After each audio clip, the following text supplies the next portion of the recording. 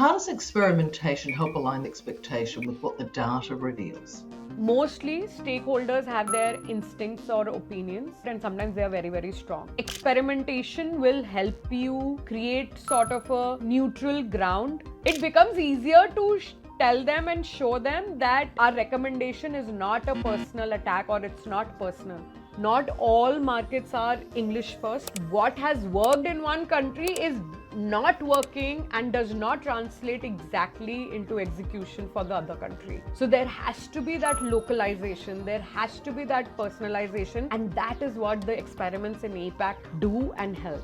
CRO today, it is helping to shape how marketers want to approach the new market to enter, the messaging, or even which features to prioritize. CRO has become very, very important and imperative in the whole decision-making journey and decision. Welcome to a brand new episode of the VWO Podcast.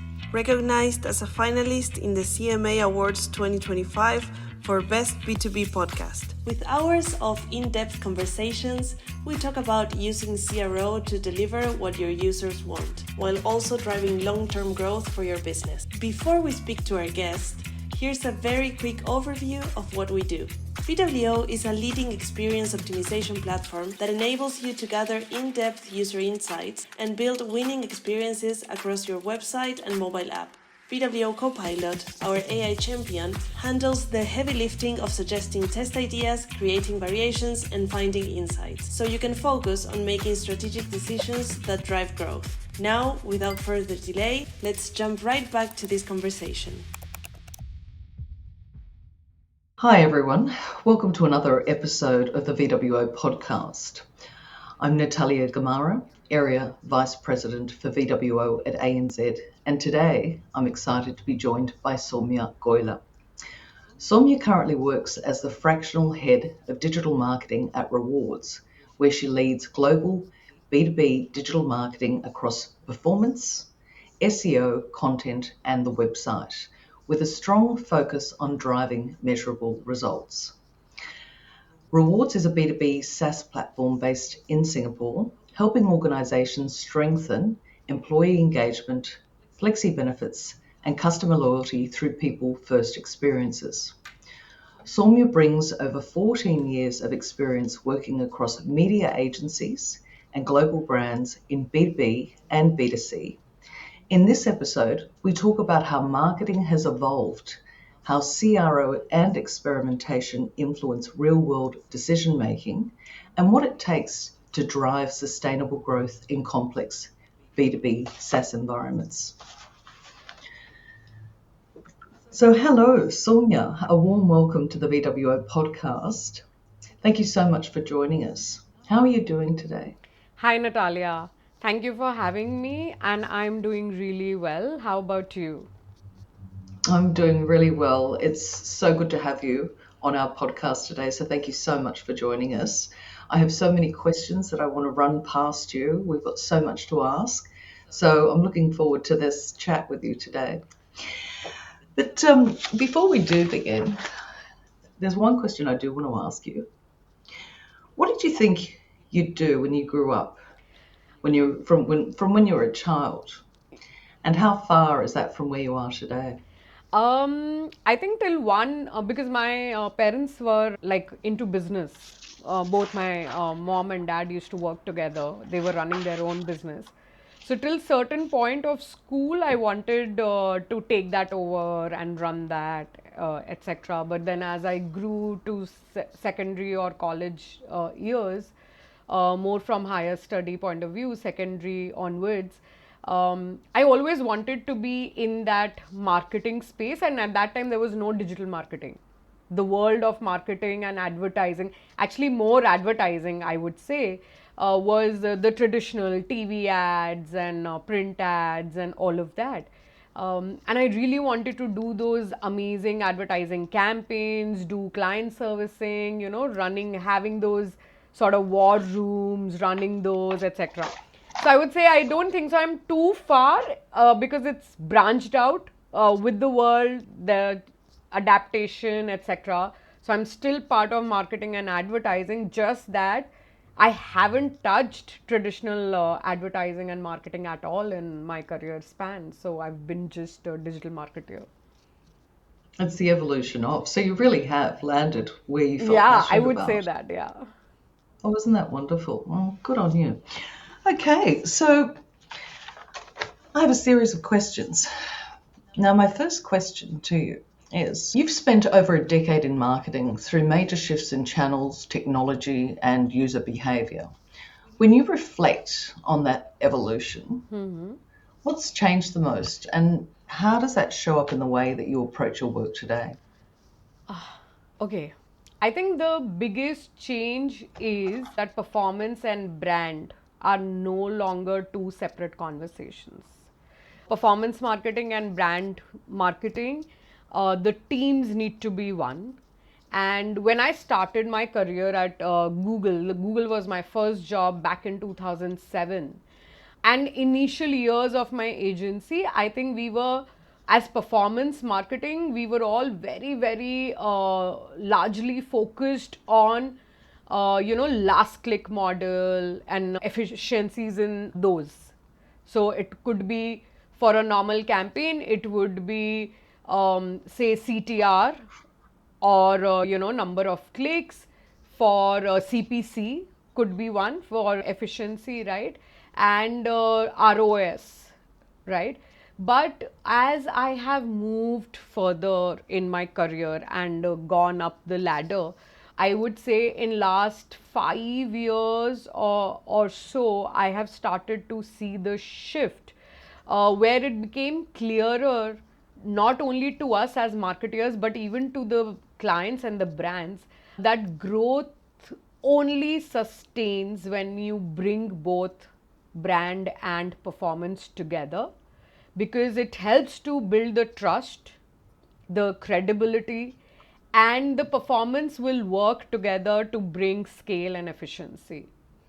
So today, I think the biggest change is that everybody is slowly but definitely starting to see marketing more holistically, focusing on the entire journey, not just the last click.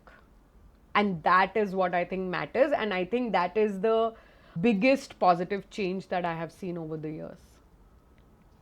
And I agree with that. So that the brand team and the performance team need to be one, Yeah. right? And the transition from efficiency to now understanding, I don't know, that the need to understand the decision journey is really quite vitally important. And if you come together as a team, you'll get a better picture of that. Yeah. It's the what, the why, the where, the behavior, and the brand trust. Correct. And that's pretty much what you're referring to. Exactly. I think the brand trust and credibility is very, very important. And the performance will come in handy in complement to that if you've built that trust and credibility based on behavior and, like what you said, what, why, when. Yeah, no, agreed. It leads me on to my next question. Okay. With the search landscape changing and paid channels not always being a long-term lever, how do you balance your challenge mix to build sustainable growth?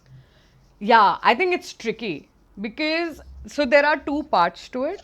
One is if a brand focuses or heavily and relies heavily on paid media, it will get expensive very, very fast, right? Or you don't bring in paid media at all.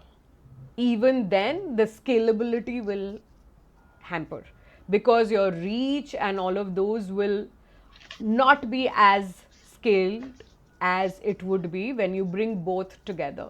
So I have, of course, like across APAC markets, across different clients and brands, I've managed a lot of multi-million budgets, etc. But I think when the reliability is on only paid media, I have realized that it gets fragile very, very soon and it starts to break or, let's say, not perform, right? Much sooner than what you will anticipate. Because today, any platform that you take, especially in the digital one, they are changing their algorithms at a rapid fire speed. The competition increases for every small little product, service, or let's say the keywords, right? Or the target audience. Each audience also has so much to choose from, so many players to choose from. So competition increases like manyfold, and then hence, of course, the cost rises. So I think the way I work is that it's very important to bring a balance of your organic, the earned, the owned, and the paid media together.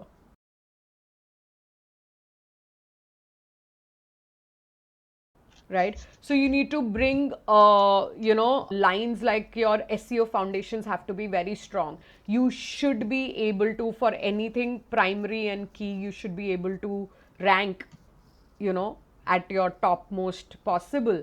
The CRM cycle has to be in place, right? Because that CRM brings you the life cycle journey of your customer base, and that will help you in the whole marketing journey and a smarter retention and personalization, which becomes very, very important, because it's not just about scaling. It is not just about putting that $1 million of money. That doesn't hit close to heart of your customers. The personalization helps. You also need to look at it from the lens of the frequency that you're reaching your customers at, etc. Otherwise it starts to feel a sort of clickbait type of, oh my god, again they are showing me their ad. So all of that has to be managed very well. Like, in recent times, that smart shopping ads and all of that have come in, whether it's on Meta, whether it's on Google, everything, where they smartly convert your shopping cart or what you viewed recently into an ad and send it to you personally. So that's personalization, and that is what connects or brings people back. So it just becomes much smarter. I agree. I mean, paid can become very, very expensive very quickly. Yeah. And so personalizing properly, it can pay dividends and Exactly. obviously increase your retention. Yeah, and landscape. Yeah. No, I couldn't agree with you more. Okay, so my third question, how do experiments feed back into your broader marketing strategy? Now, in other words, how do tests move from isolated learnings to influencing performance, content, SEO, and positioning decisions? The biggest shift that the experiments can bring is how you as an individual working, or you as a team working on the experiments or the clients and the brands, how you start to think and approach, and not just look at the lens of what is converting. So there is a little bigger picture to it. And like, during my different roles across agencies, in-house brands, and teams, um, experimentation has been crucial, of course, because it helps with informed messaging, market prioritization. So I think very, very important to look at is that we are all in an APAC region where one size fits all does not work at all. So we are very different. We have to approach marketing and the markets and your target audience very differently from the Western countries like US or Europe, where sort of behavior, US is one country overall, right? It may be a huge, but it is one country that it's considered as one whole in itself. So the way you approach it can be one size fits all, but here the behavior of each market is very, very different. Their, risk appetite is very, very different. Their propensity is very different. Their income levels are very different. There is lot of presence of local, let's say, languages also.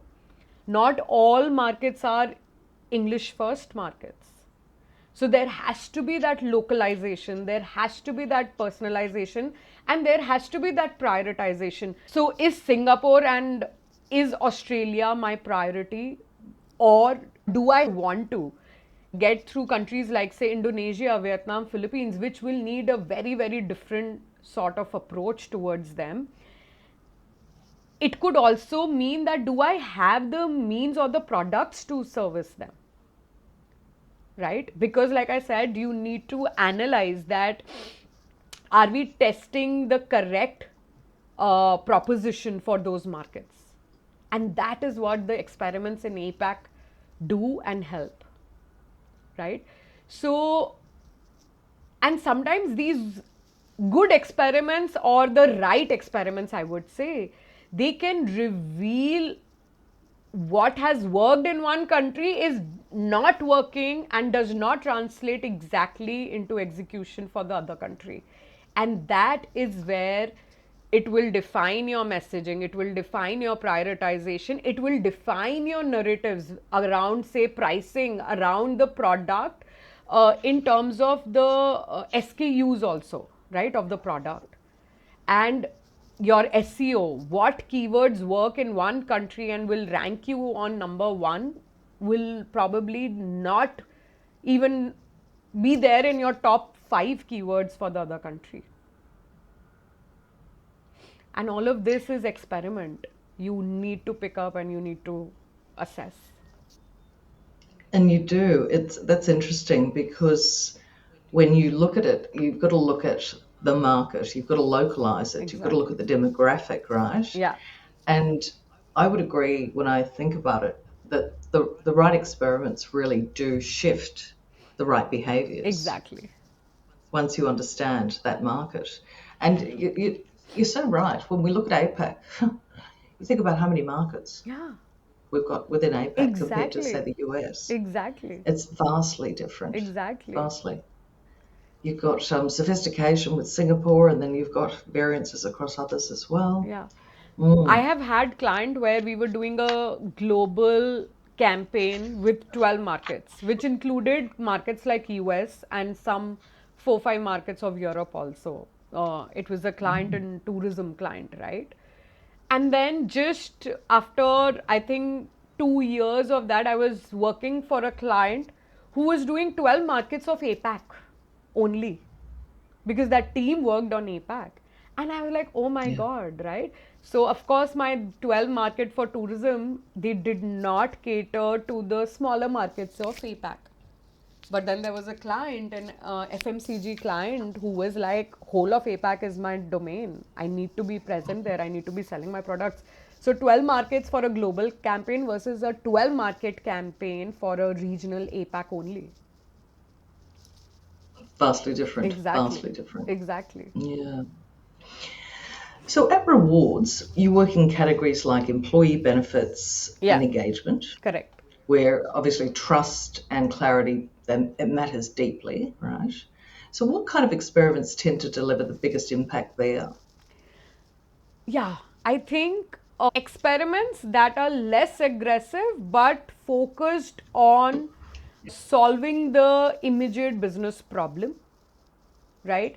The experiments that help you strengthen your proof points, I think they work well for brands like Rewardz, which are B2B SaaS. So our category is employee benefits, right? And employee engagement. So it is very important for us to identify that which kind of industry is struggling with that employee engagement, right? Where the, let's say, churn rate is very high, right? Or dissatisfaction is very high. And our experiments are around trying to find those solutions and around the messaging, because for B2B, we are reaching the target audiences like your CTOs, your CMOs, your head of human resource or somebody like that, right? Apart from your, let's say, CEOs, etc. And so you need to really identify which product is for which hierarchy or which level. And our experiment is largely on the right messaging for them. Now, whether that experiment is a A/B test on my website, that what am I talking, how am I talking, or it is on my actual marketing campaigns, the focus is on, trying to get an outcome led framing of the solution.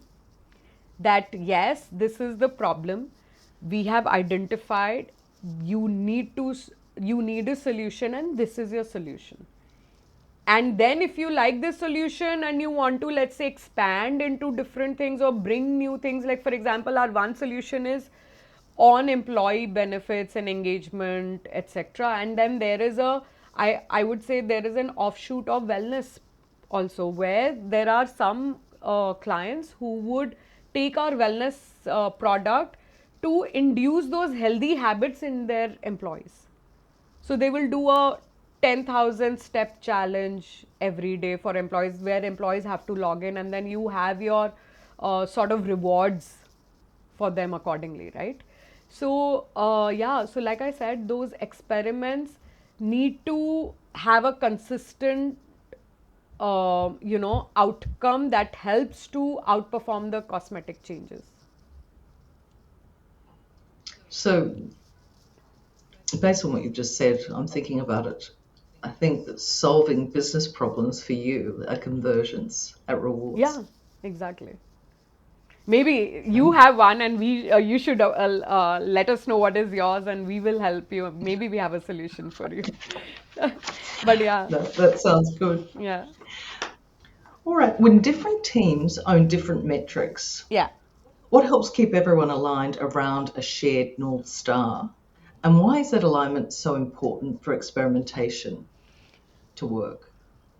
I think a shared North Star is very important, because the teams need to have an alignment or consensus to see together as what is the good outcome we are all working towards.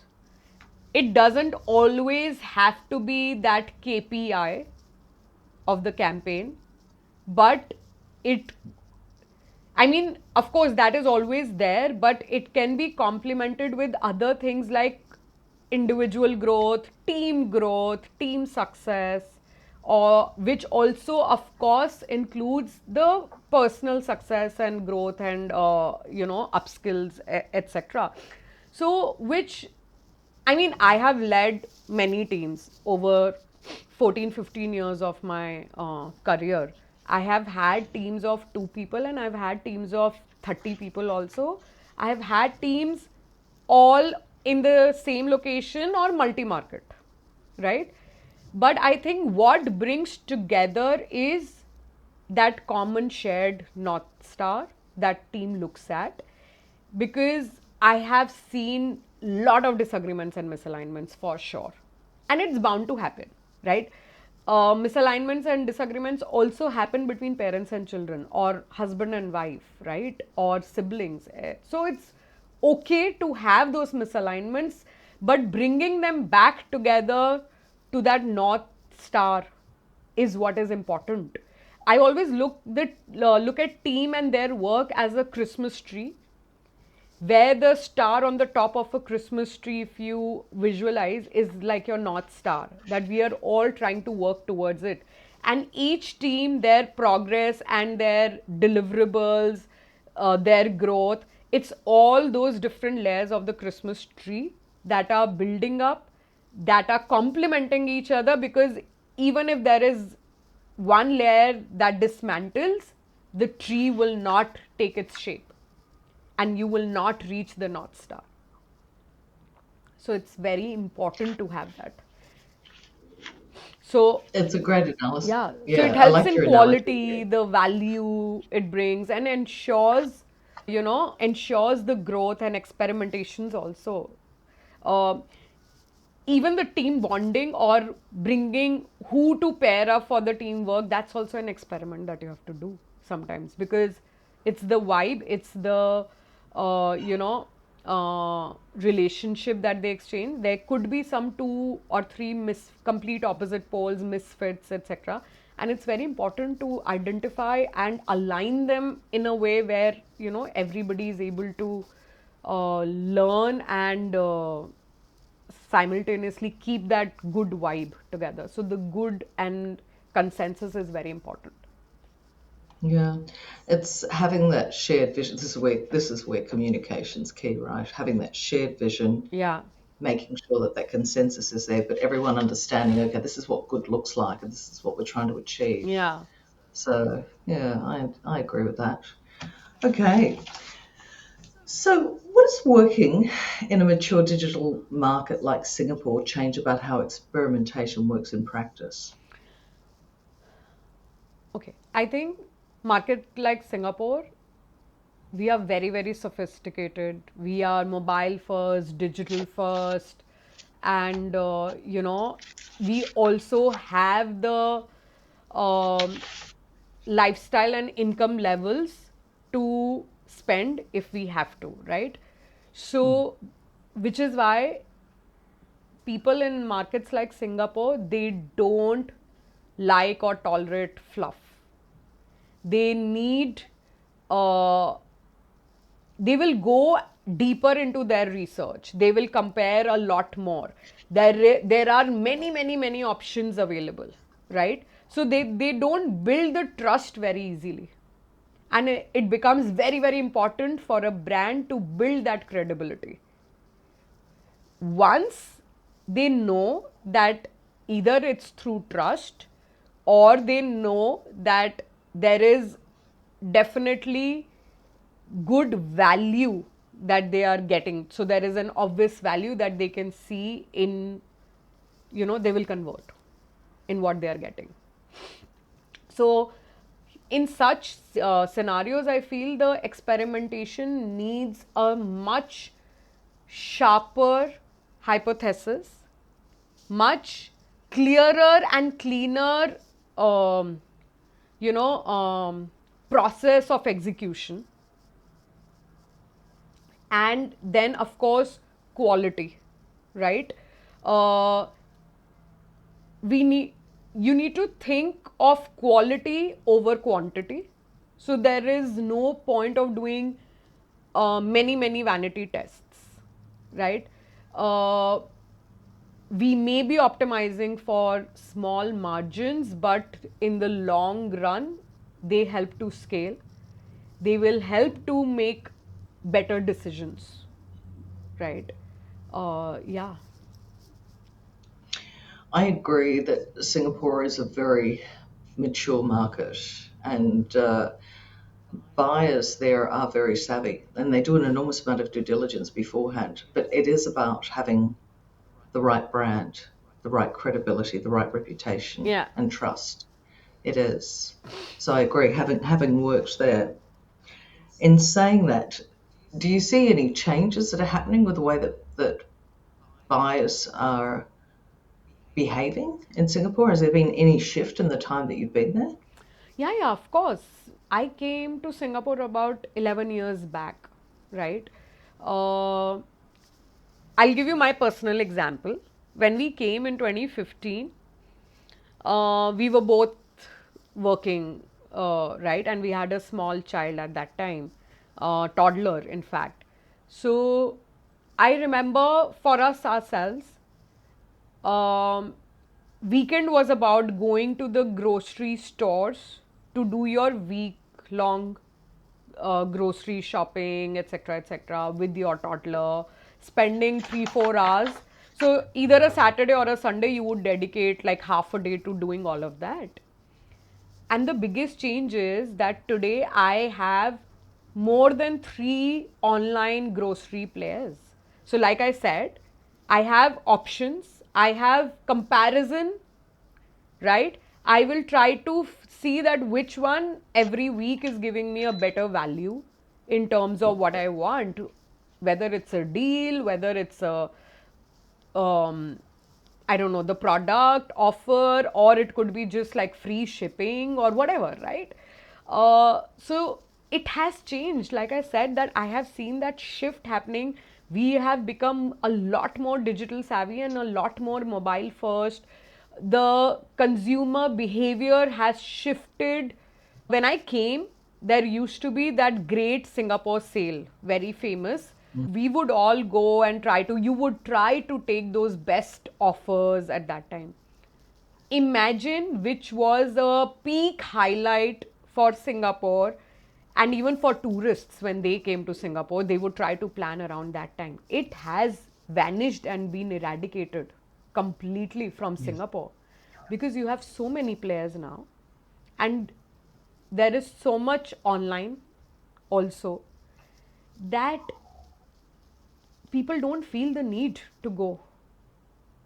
But still, the malls are always full. I don't know why. Don't ask me.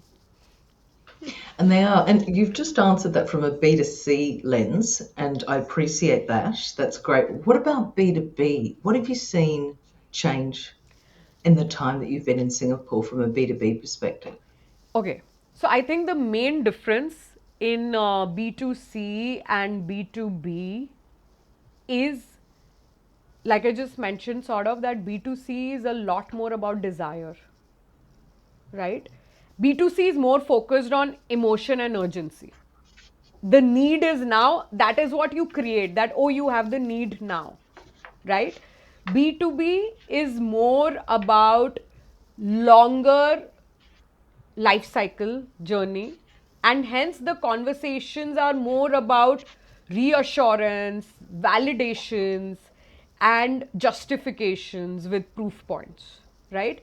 So B2C is a storytelling that is emotional and solution based for the short term needs and urgency, whereas B2B is a more about, looking it from a, I would say, a non-emotional lens, a business lens, and trying to give them that assurance that yes, we will help you solve, right?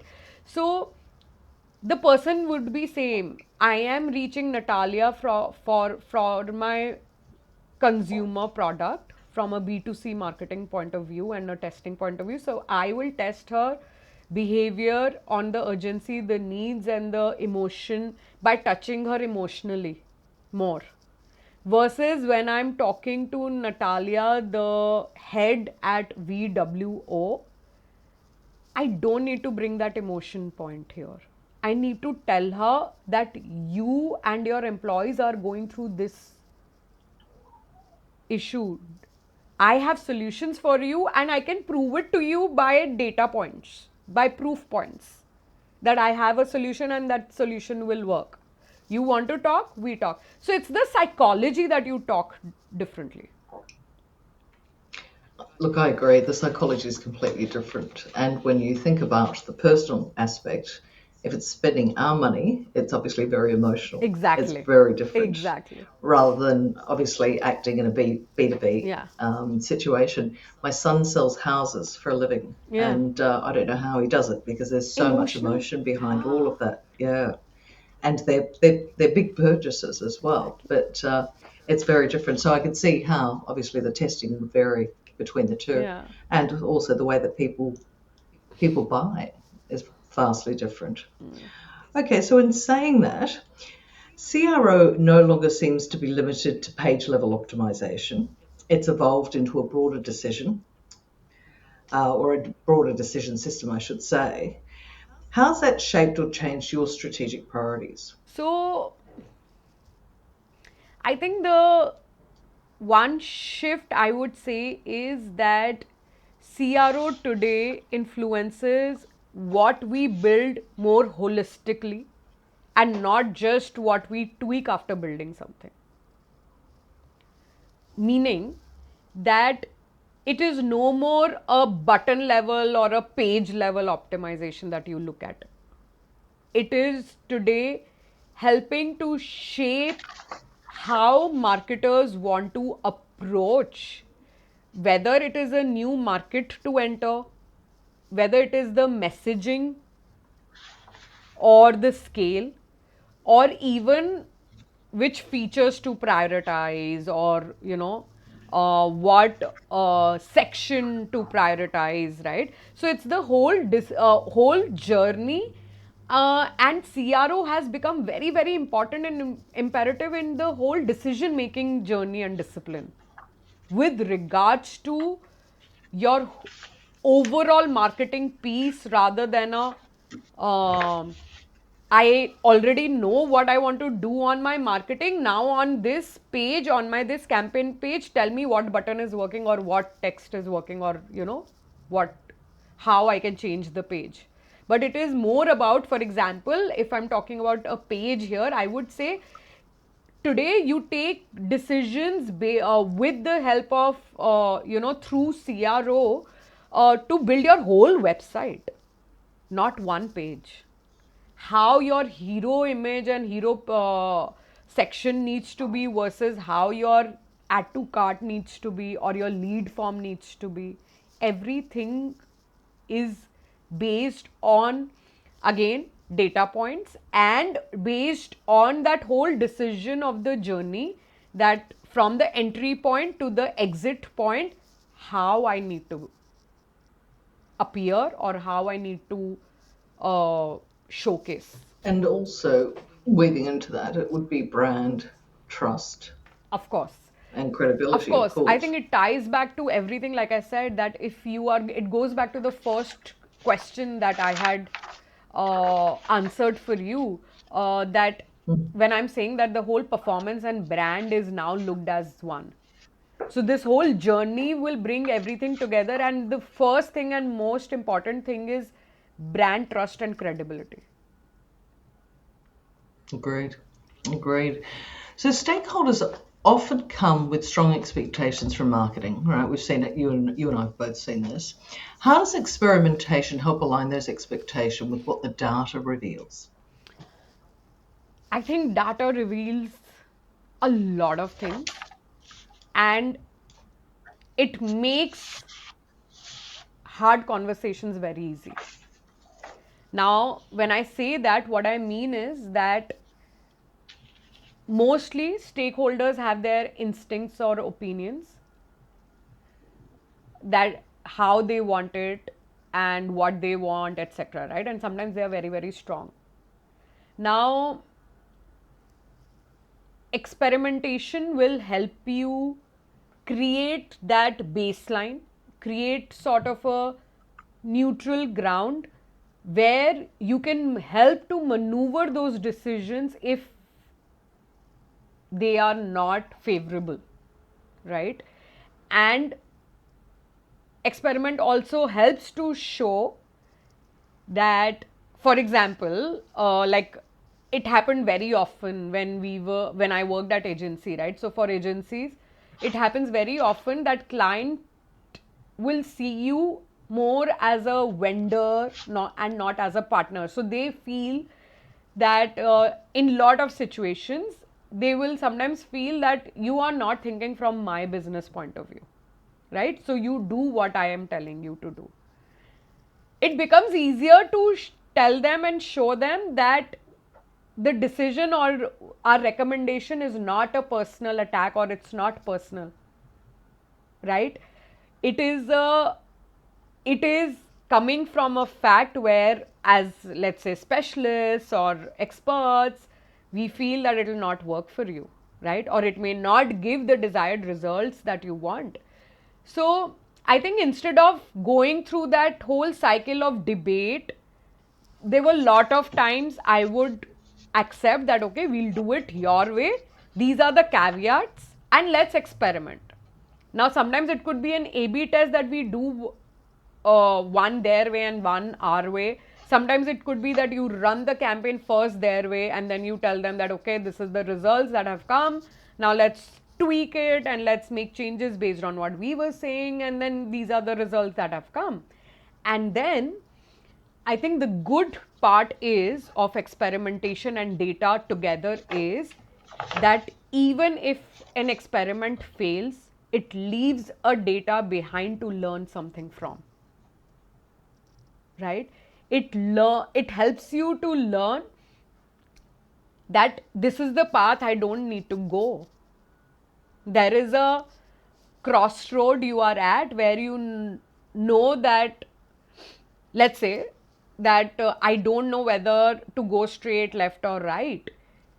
An experiment has helped me to know that going right is not the correct choice. Now, going straight or left could mean that when you take a left turn, you will reach your destination by going a little longer route. And if you go straight, you will reach it much faster. But either ways, taking one of the routes will help you reach. Again, I will say that it is not right or wrong, because both left turn and right going straight are helping you reach your destination. It is just the data points that tell me that, oh, it took me 1 hour 30 minutes versus it took me 45 minutes. So it's just that I think it has helped us. I have worked on so many conversations, the presentations, etc., where repetitive sort of, you are trying to explain certain things. Every time when we have gone with lot of data, the conversations have just become very, very easy. So like I said, hard conversations become very easy if you go with data. Data is a proof point of coming from either experiments or whatever way, right? Surveys, this, that, whatever it is. But it does. I love that. I love what you've just said, and I'm going to steal that and apply that, if you don't mind. We've basically said that data makes hard conversations easier. Yeah. That's what you're saying. Yeah. And it's obviously with data that you can trust, Yeah, right? exactly. And proof points. And that's great. And I mean, we often use that with any type of conversation that we may have, including performance reviews with staff, right? Yeah. You're always pointing to the data points, but I love that. Yeah. It makes hard conversations easier. It's easier to tell them that experiment failed. Yeah. Because you have data. The data. Yeah. Providing the data is reliable. Of course. That caveat is the biggest caveat, right? Of course. Okay, so what do you see as the biggest constraint in running meaningful experiments today, and why? Okay, I think it would be the depth and patience, I would say. Because to have a meaningful experiment, it needs time, mindfulness, thoughtfulness. It has to be very, very thoughtful on what you want to do, what is your hypothesis. And I think the biggest thing is patience. You can run multiple campaigns, surface level campaigns. They will not give you, like what you said, right? They will not, in the previous one, that they will not give you the reliable data. They will not be as meaningful. I always tell my stakeholders when we are doing, even if it's not an experiment, I would say, right? Even if it's like starting a new campaign, what is required is time that you want to give to that, and patience. You need to wait. Every 2 days, you will not see magic. It's same thing with experiment. Running a 1 week experiment, it is useless. It will not give you any reality check. You need to do longer experiments. Your experiments should be bare minimum of 4 weeks to 6 weeks. 1 to 1.5 months is bare minimum. I would say ideal is to try something or experiment something for even longer period if budget, time, everything allows you. But doing a 1 week experiment is as useless as running a 1 week search campaign, which is let's say, I don't know, holiday campaign. Your keywords will not even would have been picked up. The basic learning for any platform now is 14 days for it to learn and start bringing efficiencies. There are a lot of times when I was working at Economist, we used to work on our content calendar in a way where my tactical campaigns were always dealt, where the performance team would start the campaign much earlier, right? Or if there was some offer or tactical campaign which was a very short period, for example, a 3-day campaign or whatever, I made sure that we worked with the team and we said the 3-day campaign does not make sense on paid media. You will burn money and you will get no results. So we had the whole strategy and we had the whole calendar where there were a lot of campaigns which were short-term campaigns, which were email only campaigns. You reach out to your customer base, or we use them as retention campaigns, right? So we made those campaigns as only CRM and email only campaigns. That offer for 3 days was only valid. That pricing of Economist magazine was only valid for my customer database people, right? We will send out the emails to them. We will send out to our past customers that it is a limited time offer only for you. We will send it to our current customers for retention, and we will send it to our, like I said, the past customers to bring them back, right? But it became email only campaign because it just made no sense. So all of that has to be very, very important, with patience, with thoughtful hypothesis, execution plan, process, everything. Like I said, especially in complex journeys like subscriptions, which has retention, which also has a high churnout rate. For B2B, it becomes important also because your customer life cycle is very long, right? Until you are able to actually convert into a deal, the life cycle is very long. So again, quality has to take over the quantity. And only then you can find depth, and with patience. I was just thinking you're talking about far more depth and length, right? And you get a lot more learnings and far more value from these experiments. So it's also patience, right? Yeah. And it's been strategic. And I know you're not in favor of vanity tests, are you? No. It's something that, you've already spoken to me about that previously. And so where do you see AI adding real value in the CRO and marketing buzzword. today? AI. Yeah, beyond the hype, which it is. It's a massive buzzword. And beyond AI, are there any other technologies that you particularly are excited about that could change how marketing works? Yeah.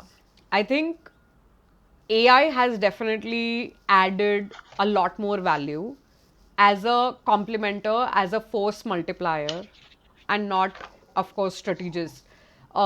Meaning it has helped to make your insights and analysis faster. There is a lot of creative iterations that you can do.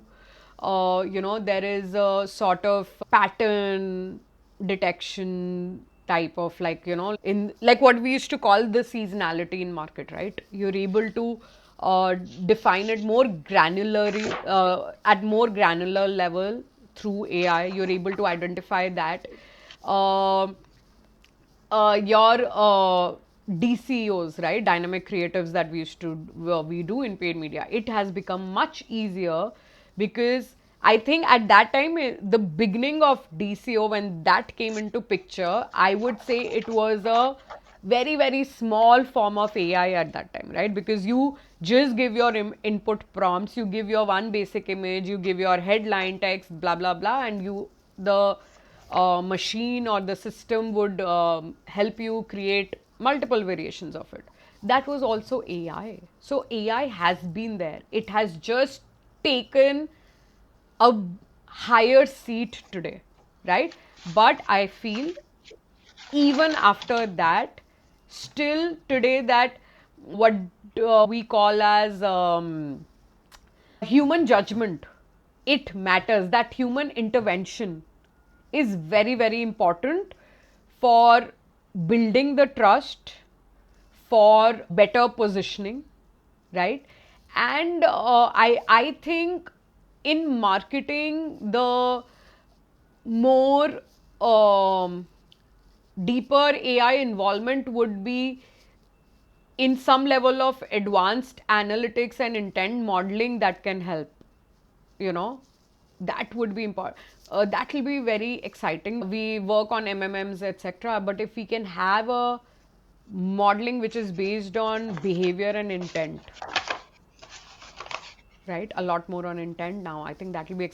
I haven't seen. Maybe it's there already or it's building, but I haven't seen. So I would love to see something that how does that happen. Look, it's changing so quickly, and we're seeing so much efficiency and value just in Yeah. AI. We're working smarter, we're scaling Exactly. faster, and it's taking up a lot of the heavy lifting, Yeah. particularly in our space. So we're very excited to see what it will bring. However, I wholeheartedly agree with you. The human intervention is very, very important, Yeah. and part of that. Yeah. Yeah. It can, I don't think so. It can replace humans completely, because No. there, even for AI to work, human intervention is important to give that right feed, right prompt. If humans are replaced, then there nobody knows what's happening, and there will be no right prompts or feeds for AI to work in the back to be able to give you the right answers, right? So yeah, human intervention will always be important. It will, but geez, it's made our Yeah. lives so much more efficient, hasn't it? Yeah, It yeah, really has helped. definitely. But I agree. Okay, so we're going to move on to another question that's completely off topic. Okay. What's the best piece of advice you've ever received? I think what I received was to learn to say no when you have to. Otherwise, it's very easy for anyone to walk over you. Now, whether it's, I received it from a professional point of view, but I feel it also applied at a very personal level, also. Like in personal life, also, it's very important to be able to stand up and say no, right? Now, when you're saying no in any sort of situation, like if I talk about at professional level, learning to say no when you know that you, okay, just to give you example, that a lot of times at agency, at least this was, and this was all more before COVID or during COVID, where clients would come to us and come to me and say that on a Friday 4 p.m. or a 5 p.m. that please keep your team on standby, we have urgent launch coming and we will need it to launch. You need to stand up for your team to say no, because if it was an urgent launch, I feel there would have been some backstory in the sense that we would have been informed that something is coming up much earlier. It cannot happen that on a Friday morning you come to know that you have to launch. Of course, there are situations, and that is where you need to assess and be able to say no when it is important to say no, and deliver and say yes and do it when you see that yes, it is actually right. So that differentiation, to be able to assess those situations, to be able to stand up and say no, that sorry, my team will not work, they have life or they have personal life and they need to go back. Similarly, I stood up for myself by saying, no, I will not work here when I found the environment not very, like the work environment was not very happy for me. One environment can feel very claustrophobic and toxic to me, but it may not feel to you. So having the courage to stand up and say, no, this is not for me, and taking those hard decisions is very important. And yeah, so it applies to personal life, professional life, even at home, like what we say today also, right? That we teach, whether it's we teach our children that saying no is important and no means no. After that, nobody can, approach you or poach you or whatever. So, especially being a mother to a girl, it's very important. Every now and then I keep reminding her. It's good advice. I wish somebody had given me that advice Yeah, when I was a even I child. wish. Yeah, so I struggled with that on a personal level Yeah, and not in a business level. yeah, In a business level, but on a personal level, it took years yeah, where I really struggled with that. And I suppose it's really good advice because it also sets some really clear boundaries. yeah, Yeah, yeah. it does. Well, Saumya, we're now moving into our rapid fire Oh, questions wow. part of the Okay. segment. Yeah, so there are going to be some rapid fire questions and I'll be firing away at you. Just answer them as easily and quickly as you can. Okay. Uh, if you were starting a career in marketing today, what's the one thing that you'd do differently? If I was starting my career today, I think what I would do differently is, uh, again, not get very, very focus. I mean, I think what I would do differently is to first understand the whole marketing, overall marketing, in a in the world, and then choose my branch of specialization or where I want to move. Like I said, that I think I would have done, or I will be able to do much better now also if I get the understanding of traditional marketing and advertising also, right? How does that piece work together? Because it just makes us like, that core marketing also is very, very important. So it just makes us, uh, I think it will widen my thought process in terms of to look at it, or when we are doing planning. Right now, of course, I plan all digital, and there'll be a person for a client when we work on clients from agency. There'll be a person who's working on that piece. But that I think integrated marketing, to have the deeper understanding of the whole integrated marketing, is very important. Now, whether it involves events, whether it involves your traditional media, or it involves digital media, etc., everything together. I think it just, you can do much better, or you can deliver much better when you have that whole spectrum of understanding of the whole spectrum. I agree with that. I agree. Just understanding all of it. Knowledge is power, Yeah. and yeah, I wholeheartedly agree. So, what's the one thing your non-industry friends still don't understand about your job? That digital marketing is not just about paid ads and sponsored ads that you see on Google or Instagram or wherever, right?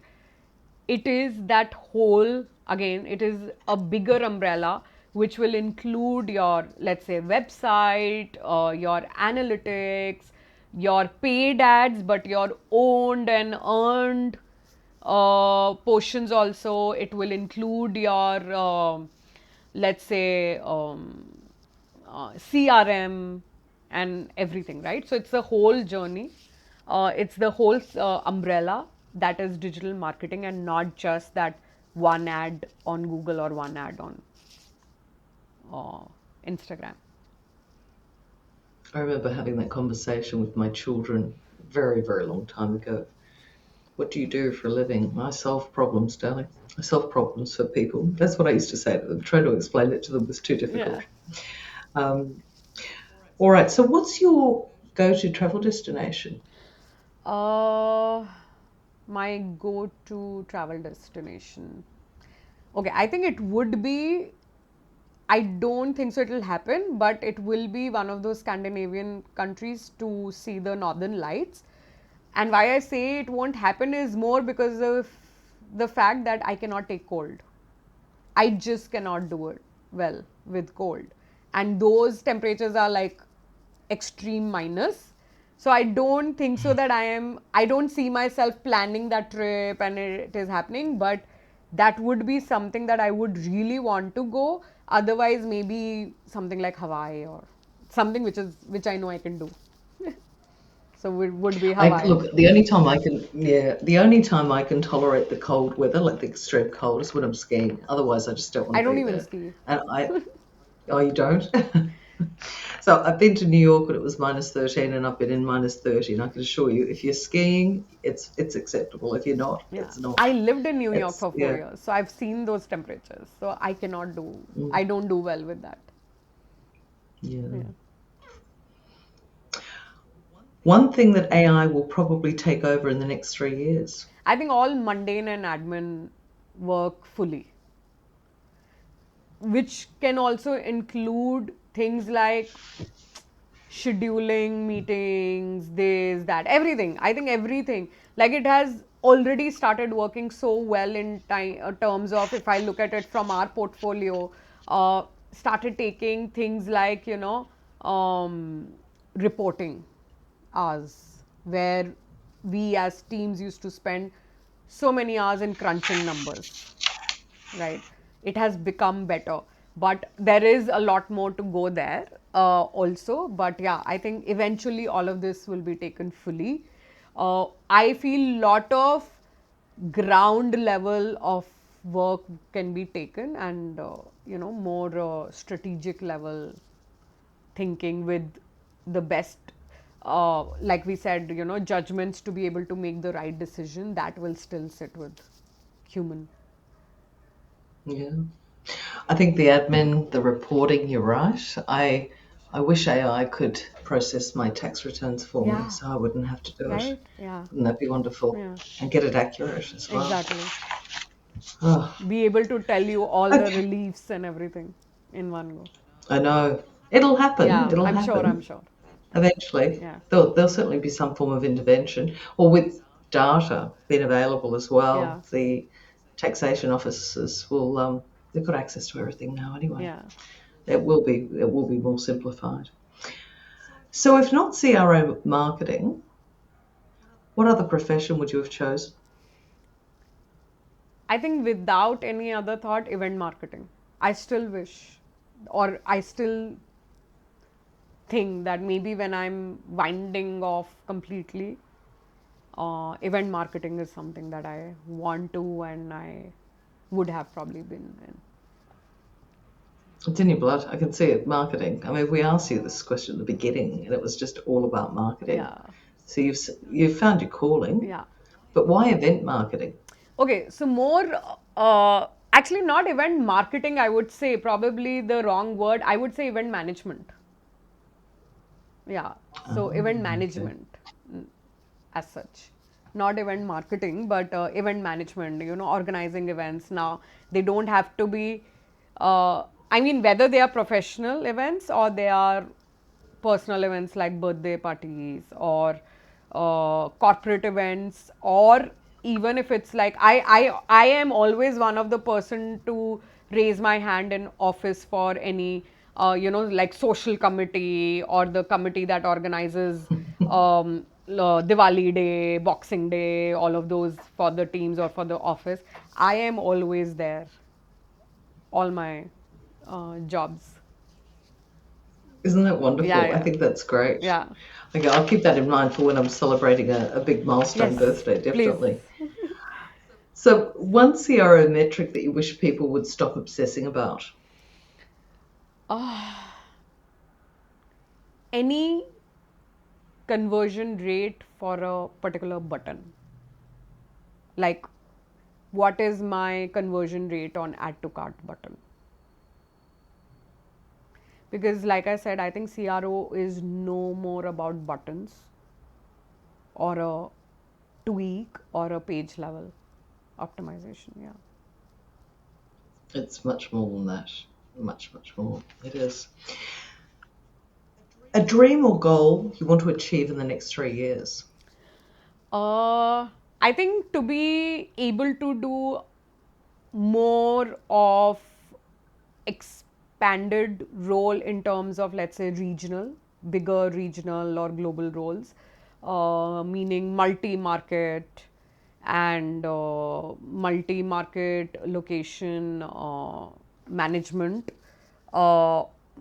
I mean, it doesn't have to be sort of team management, but even campaigns, right, which are more regional and more global, and definitely client servicing. It has to include client servicing.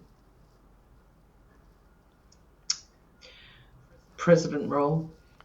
Client? Partner? Okay, I don't know president or not, but yeah, maybe CMO or yeah, something like that. Yeah, more That's fantastic. regional or global scope. Saumya, thank you so much. Thank you so much for answering all these questions. Okay, they and weren't spending that this time difficult. with me today. Your rapid fire wasn't that difficult, so I'm glad. No, and thank you. So this brings us to a close of this episode. Saumya, I have to thank you. You've been such a pleasure. Thank you for answering so honestly and so practically all of these questions. And it's great to hear how you show up every day and what you do and being able to share that with us all. So for our audiences, if you've enjoyed this episode, don't forget to subscribe to the VWO podcast for more conversations with leaders across marketing, growth, product and experimentation. So thank you for tuning in, and we will see you all next time. Saumya, thank you. Thank you so very much. much. Thank you, Natalia. Thank you so All right. much, and have a good day.